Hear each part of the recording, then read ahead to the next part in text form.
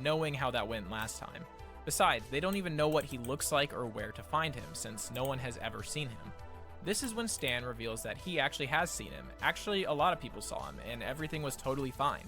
This is a reference to the fact that in the season 5 You skipped episode my Super link Best D. Friends, Muhammad Start is at in the 2, episode. 10 Kind of a lot and too, skip and ads there was absolutely PLS. no issue with his inclusion back then. This episode is actually banned now. However, up until Cartoon Wars, when Matt and Trey pointed it out to Comedy Central, the episode was totally fine and allowed to air with no issue. After Stan reveals he knows where to find Muhammad, we are brought back to Tom Cruise's evil lair, where his true intentions are revealed. While everyone assumed Cruise was just trying to end the town of South Park, his true plan was to find a way to harvest Muhammad's power. What is this power? Muhammad has a power that makes him impervious to being made fun of. What if we could harness that power? The power to not be made fun of. Since Muhammad is the only person that you can't make fun of, it only makes sense to use him to harness this power. Just then, Cartman arrives and reveals that he is there for a celebrity associate that wants to get in on the deal.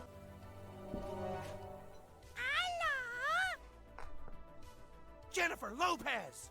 Hey, Jennifer! I didn't hear no bell. Here's another link. And I've already explained so many of them that I gotta cut some of them, but just know that Cartman's hand looks like Jennifer Lopez and everyone believes it, but it's actually a con man. What the fuck happened to the top of your head? Is this what balding does to a motherfucker? Simple stuff. Jesus Christ.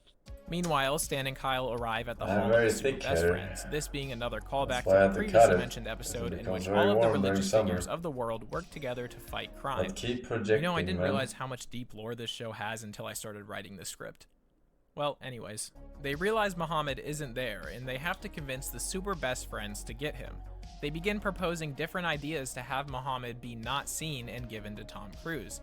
They get frustrated, but Joseph Smith reminds them of why this is important. You need to understand that people get very offended when Muhammad is mocked because he's a religious figure.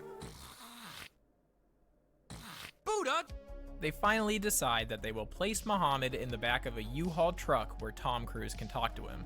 Meanwhile, Tom Cruise learns from Rob Reiner that they need to harvest the goo inside of Muhammad, as that is what makes him impossible to be made fun of. This is another callback to Rob Reiner and his goo in the anti-smoking episode. Again, it's a whole thing and I don't want to get into it right now. So they construct a machine to transfer his goo to the user. So now Muhammad is in the back of the U-Haul and ready to go, when they realize that Tom Cruise wants Muhammad in his limo. He still isn't allowed to be shown though, so they decide they need to put him in a mascot costume to pass him over. The limo arrives and Muhammad, dressed in a bear costume, is walked towards the limo. But just then, Mr. Garrison reveals that he received a letter from an extremist group saying that they will bomb South Park if they give Muhammad to the celebrities. They don't believe the letter, and as they are walking Muhammad into the limo, it suddenly explodes. When they look closer at the note, it details that the group wants Muhammad for the same reason as the celebrities, his power to not be ridiculed. So exactly who are these radical extremists that don't want to be made fun of? Our time is near! Soon gingers will never be made fun of again! Gingers have souls. Oh. Yeah, that makes sense.